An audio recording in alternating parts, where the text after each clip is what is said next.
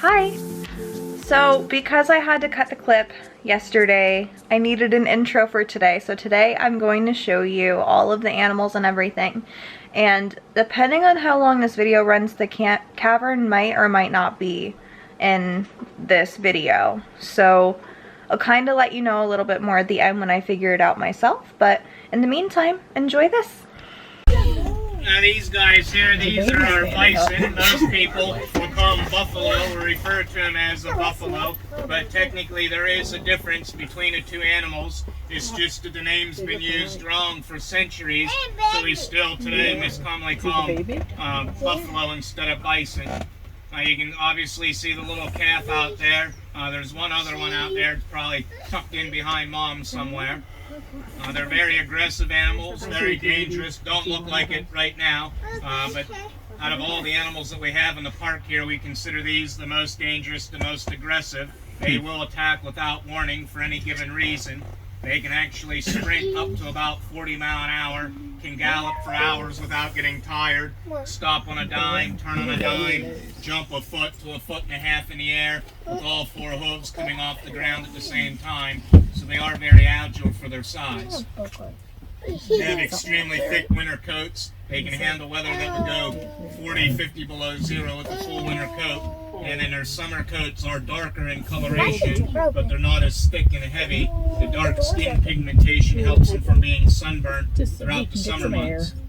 The horns that we see on them, they're made out of keratin. They are horns. It's another term that's used wrong, antlers and horns. Horns are made out of keratin, as I said, like our hair and our fingernails are made out of. Horns do not fall off. Horns have to be broken or cut off.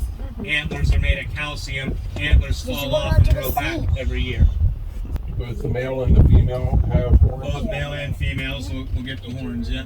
Males can go 25, 2,700 pounds. Females are looking 16, 1,700 pounds. So odds are against you when 2,700 pounds hits you at 40 miles an hour. And they're extremely strong. They don't realize, people don't realize how strong they are.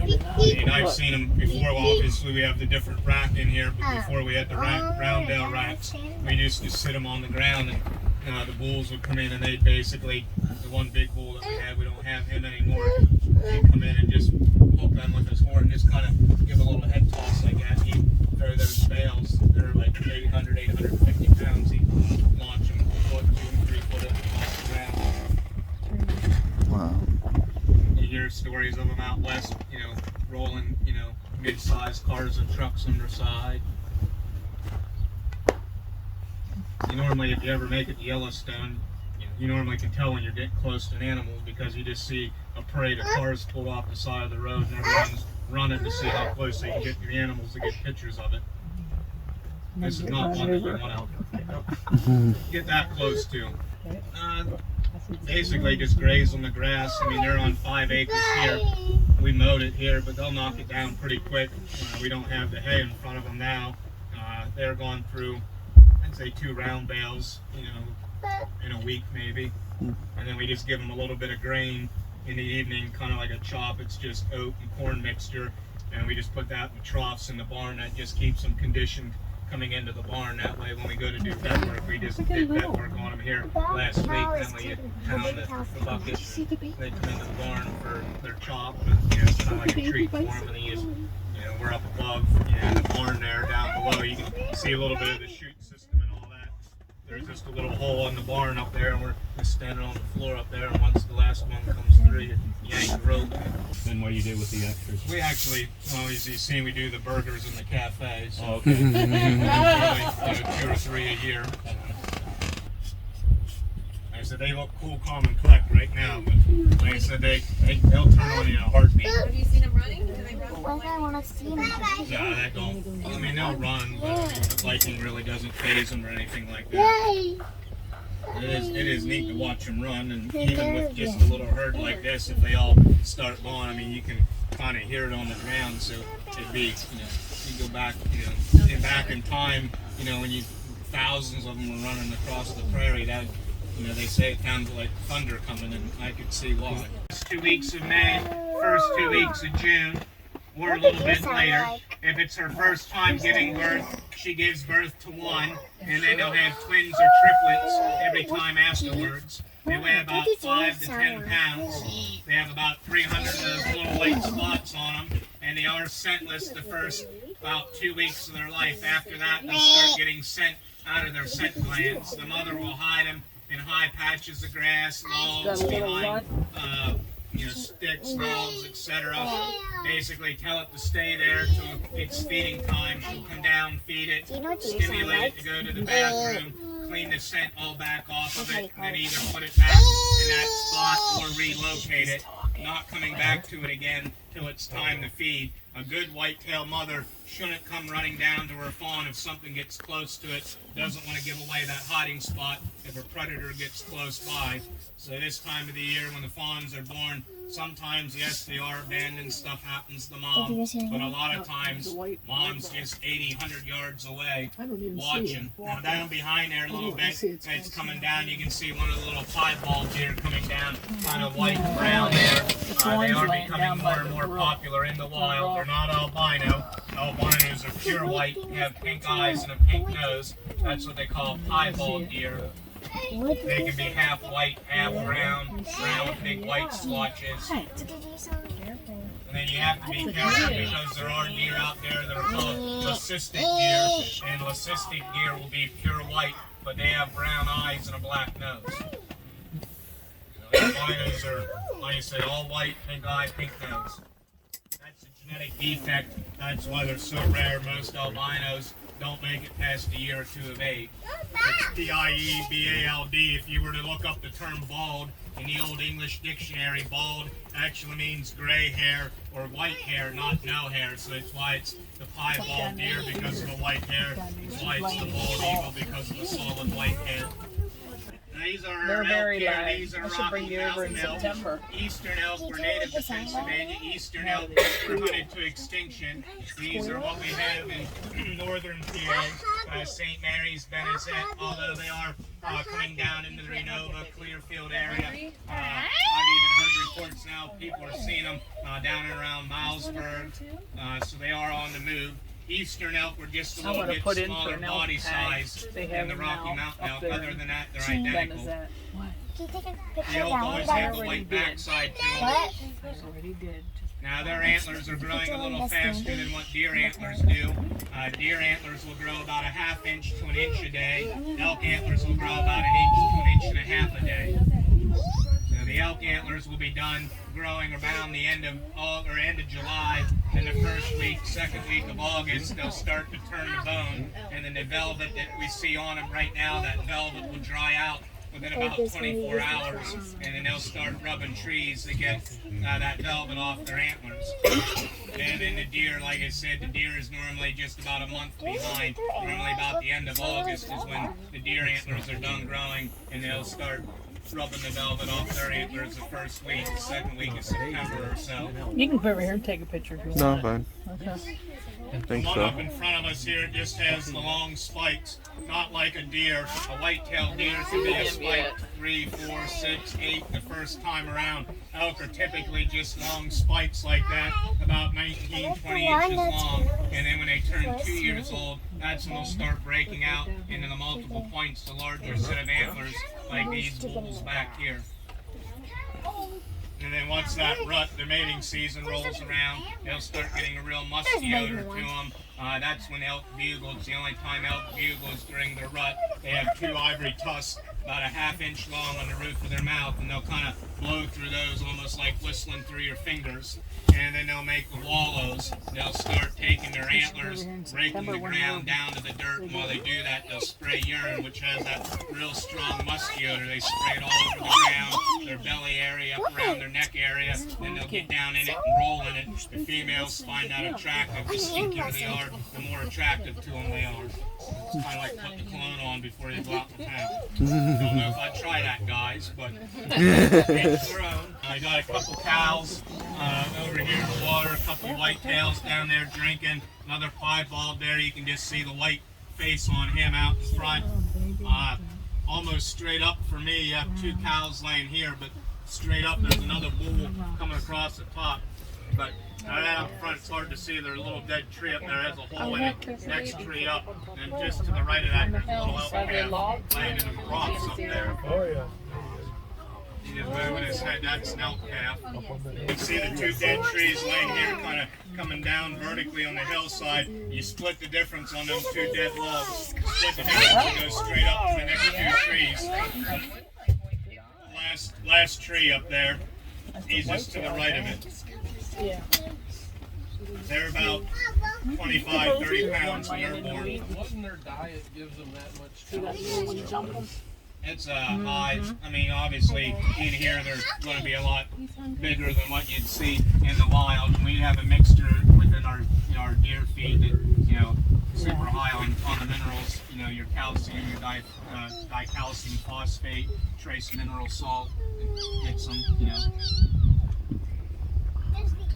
If you just, that's a lot of times, that's what I put out. I go to a local feed mill, I just get dicalcium phosphate and trace mineral salt and just go 1-to-1 and put it out and they clean it up like crazy. The dicalcium phosphate helps the antler growth, and then the trace mineral salt just helps cover up the taste of it.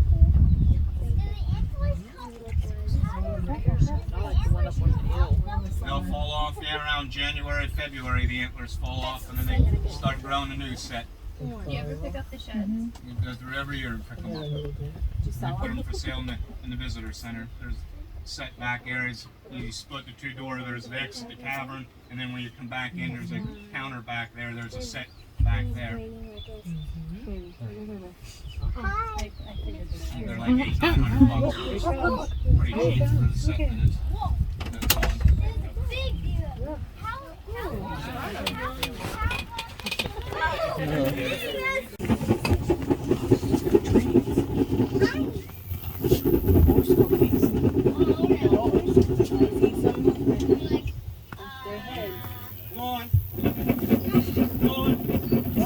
Whether or not they come or not, we'll see. But these are our Texas longhorn.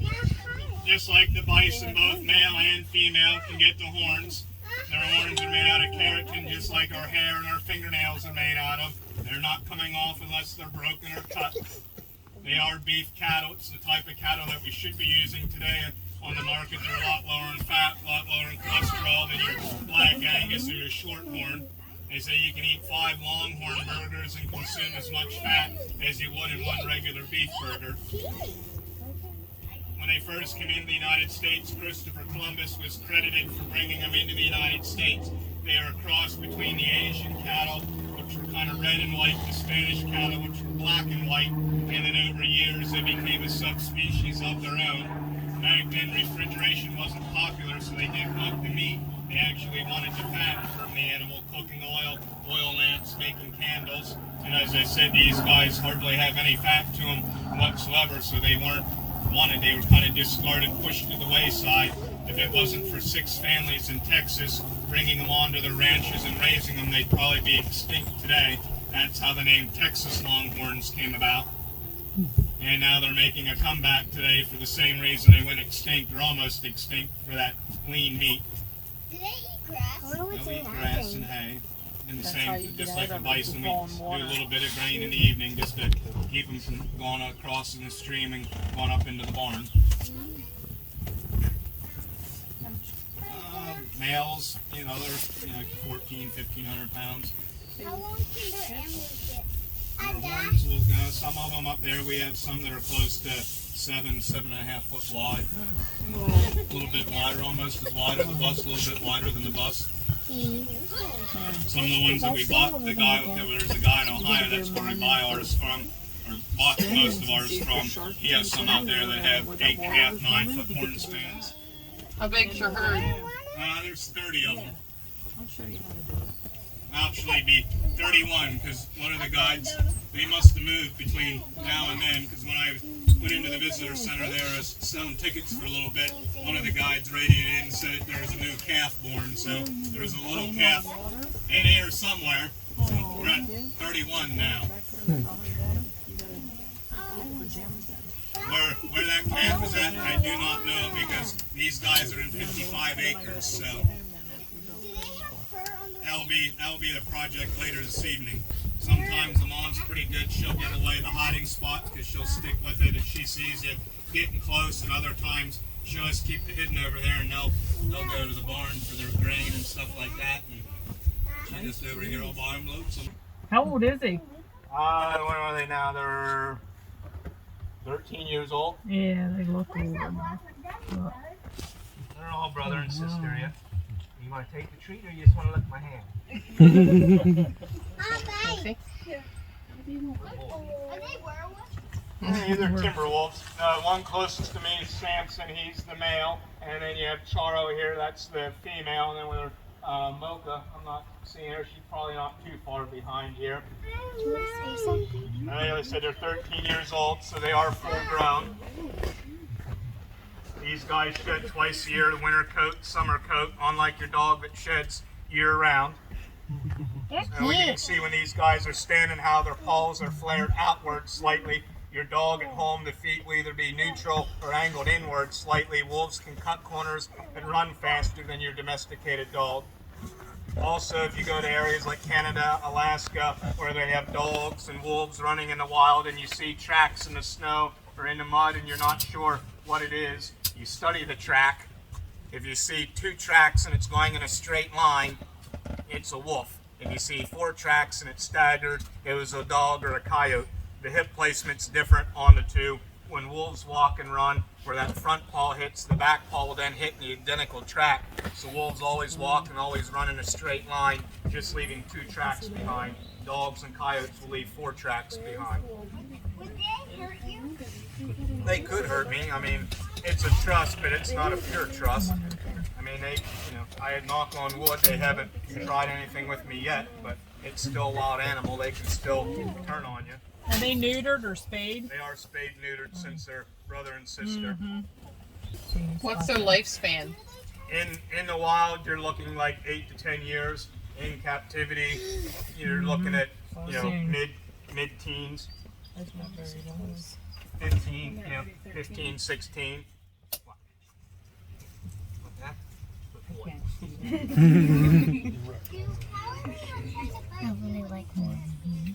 And I help bottle feed them, so I'm a member of their pack. Even through the fence, I'm still the alpha. He knows that I'm in charge. If I were to go in, they normally tuck their tail and kind of submit to me. Like I said, it's a trust, but it's not a pure trust. I still have to pay attention to what I'm doing when I go in. And the bite pressure is a lot different on these guys. Your big dogs, German Shepherds, Pit Bulls, etc. You're looking at around 700, 750 pounds per square inch bite pressure. Wolves are doubled. It's around 1,400, 1,450. The femur bone in our leg, that's the largest, strongest bone in our body. It only takes 650 pounds of pressure to break that bone. So a dog could do it with relative ease. These guys would snap it like a toothpick. Each one of them gets 2.5 pounds of raw meat. It's made specifically for carnivorous animals. And then they have bins down below that they can free choice on dog food. Anything that goes through the fence is fair game for them. They may go after it, they may not. They have 5 acres fenced in here. When they're running, do they take breaks? No, they don't run too much anymore. Watch, you don't get that. Get close.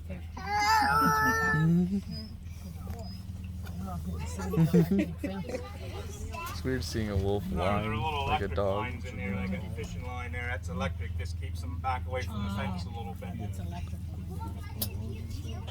Just like touch you, it zapped me a little bit. It just tingle a little bit. Wasn't a leader.